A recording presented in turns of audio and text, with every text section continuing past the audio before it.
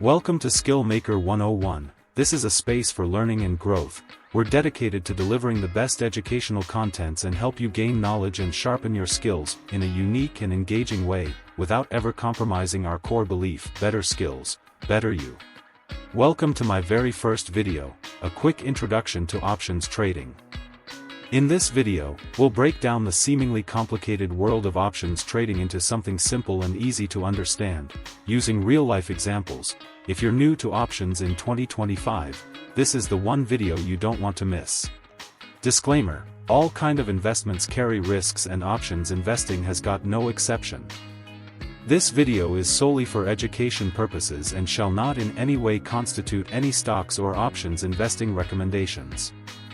Investors should exercise own due diligence before executing any trade. Well, what is option and option trading? Is it something new? No, it has been around over 50 years. The US's options market was formally introduced in 1973 with the setting up of the Chicago Board of Options Exchange, CBOE. Compared to stocks, forex, cryptos, futures, CFD and other forms of investment, option trading is the most complicated one. What? Yes, option is complicated, but it is also a powerful investment tool we cannot afford to miss. Do you know that Warren Buffett is one of the most successful stocks and options investors? Mr. Buffett's famous quote, "Risks come from not knowing what you are doing," clearly emphasizes the importance of knowledge.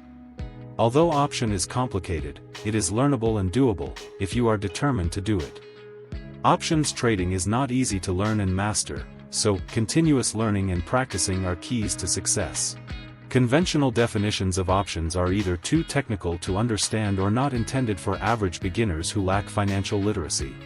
We understand that majority investors are finding it difficult to understand options and to trade options profitably. So let us explain it in a different way to make it easy for you. Our definition: an option is a contract for the selling and buying of shares between two parties, a seller and a buyer. Now let's take a quick look at what is option. There are only two main groups of options: put option and call option. For put option, we can choose to be a seller or buyer. If we choose to be a seller, we can sell put option. Conversely, if we choose to be a buyer, we can buy put option. Likewise, for call option, we can choose to be a seller or buyer as well. If we choose to be a seller, we can sell call option, and if we choose to be a buyer, we can buy call option. In short, we can perform four types of basic option trade: sell put, buy put, sell call and buy call. Please take note that in the stock market, sell or short and buy or long basically mean the same thing. To better understand how option works, let's consider a real-life example: buying and selling a house. Lady A owns a house and she wishes to sell it for $600,000. Mr. B is interested in buying Lady A's house. But Mr. B needs some time to arrange for the funds and asks Lady A to wait for him for 1 month. Lady A is hesitant as she is not sure if Mr. B will keep his promise. So, Lady A proposes to sell a call option to Mr. B, and Mr. B agrees to buy the call option. The call option states that Mr. B has the right, but not the obligation to buy the house for $600,000 at any time within 1 month. In return for this right, Mr. B has to pay $3,000 upfront as premium to Lady A.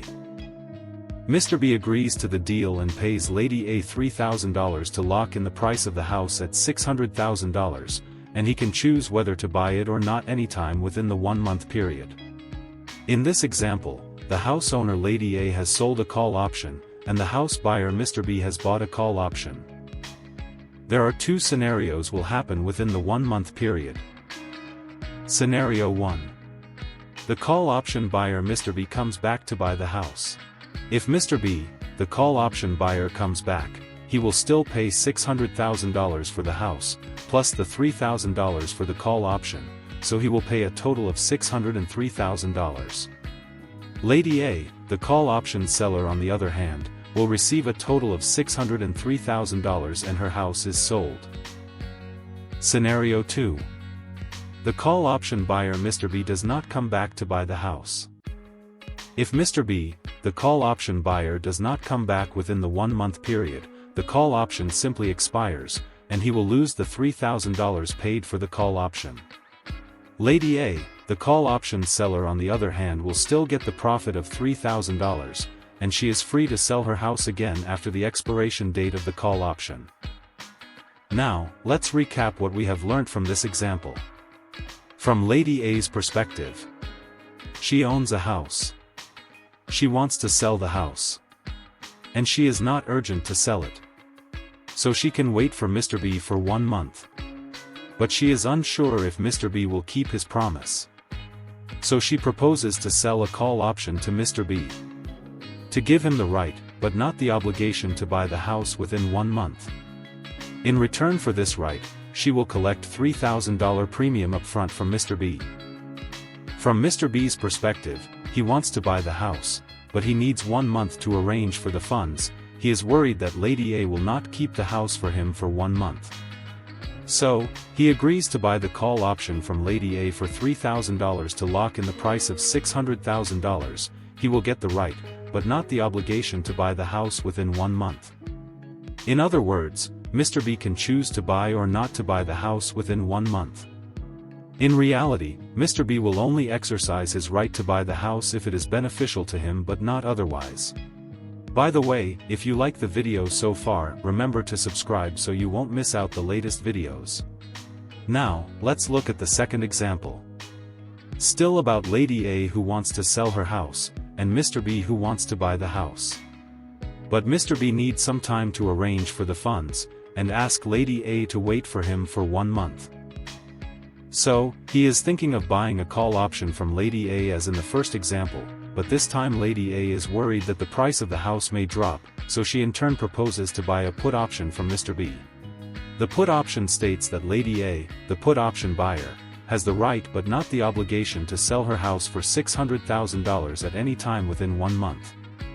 In return for this right, Lady A has to pay $3,000 upfront as premium to Mr. B to lock in the right to sell the house to Mr. B for $600,000. Mr. B agrees to the deal and sell a put option to Lady A. Lady A pays $3,000 premium upfront to buy the put option and secure the right, but not the obligation to sell the house any time within 1 month. In this second example, the house owner Lady A has bought a put option, and the house buyer Mr. B has sold a put option. There are 2 scenarios will happen within 1 month. Scenario 1. If the put option buyer, Lady A, decides to sell the house to Mr. B. As the put option buyer, Lady A has the right, but not the obligation to sell her house. In other words, she can choose to sell or not to sell within the 1-month period. If she decides to sell the house, she will sell it for $600,000. Minus $3,000 paid for buying the put option, she will receive a total of $597,000. Mr. B, as the put option seller on the other hand, will pay $600,000 for the house. Minus $3,000 collected for selling the put option, he will pay a total of $597,000 for the house. Lady A successfully sells the house and Mr. B successfully buys it. Scenario 2. If the put option buyer, Lady A, decides not to sell the house to Mr. B. As the put option buyer, Lady A has the right, but not the obligation to sell her house. In other words, she can choose to sell or not to sell within the 1-month period. If she decides not to sell the house to Mr. B, she will lose $3,000 premium after the put option expires. She still keeps the house. Mr. B, as the put option seller on the other hand, will get $3,000 profit for selling the put option. Mr. B fails to buy the house. Now, let's recap what we have learned from this second example. From Lady A, the put buyer's perspective, she owns a house, she wants to sell the house, and she is worried the house's price will drop. So, she cannot wait for Mr. B to decide if he'll buy within 1 month. She in turn proposes to buy a put option from Mr. B instead of selling a call option as in the first example. Buying this put option will give her the right, but not the obligation to sell the house within 1 month to Mr. B. In return for this right, she'll pay $3,000 premium upfront to Mr. B.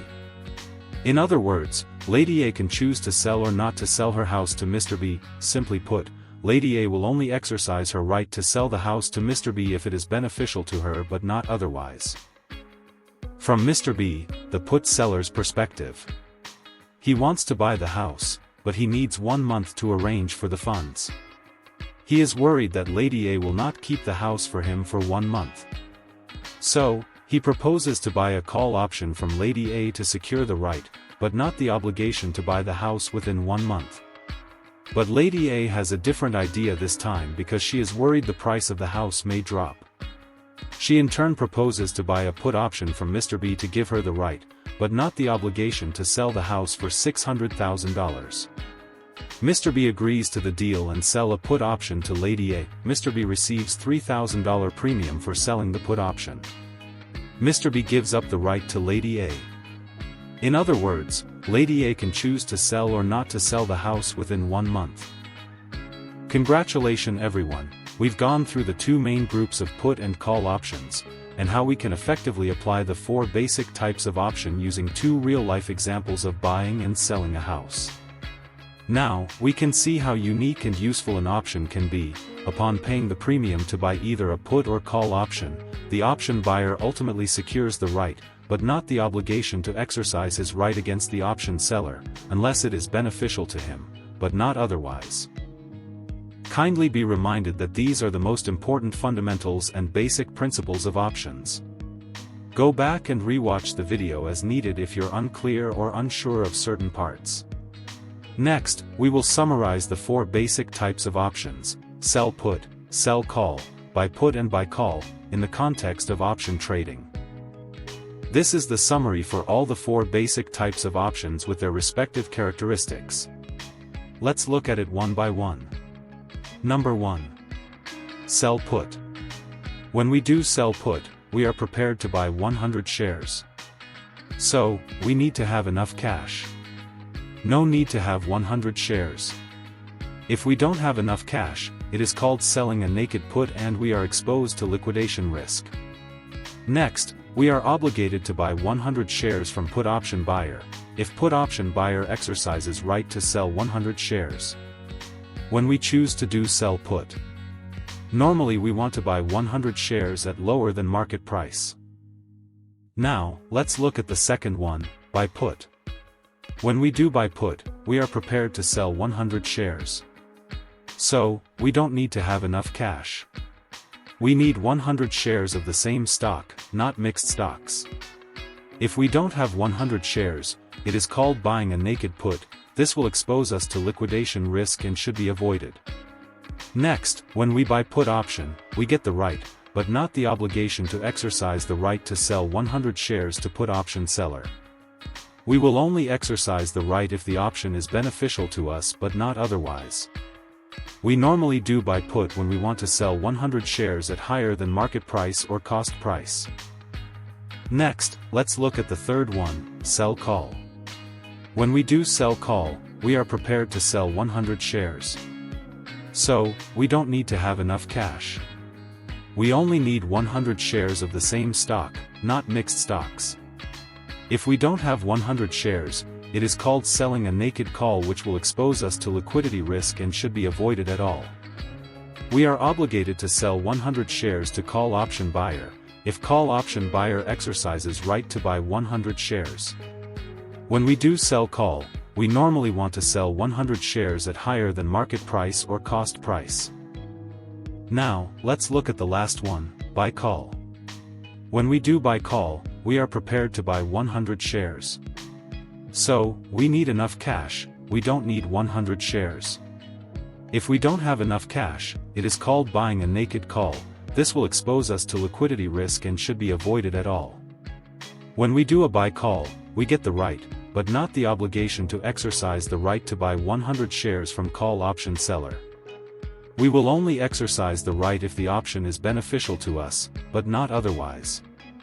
We normally do buy call, we want to buy 100 shares expecting stock price will go up. Finally, let's remember the general rules of option sellers and option buyers. For option sellers, they will receive premium upfront, give up or forgo right. No more right now, but are obligated to fulfill terms if option buyers exercise the right against them. And for option buyers, they will pay premium upfront. Get the right, but no obligation to exercise the right. Will only exercise the right against option sellers if the options are beneficial to them, but not otherwise. That brings us to the end of today's video. I hope this will give you a strong and confident start in your options trading journey. A lot of effort went into creating this content, and your support means the world to me. If you found this video helpful, please like, share, and subscribe so you won't miss the upcoming videos. Thanks for watching, happy learning, and I'll see you in the next one. Bye for now.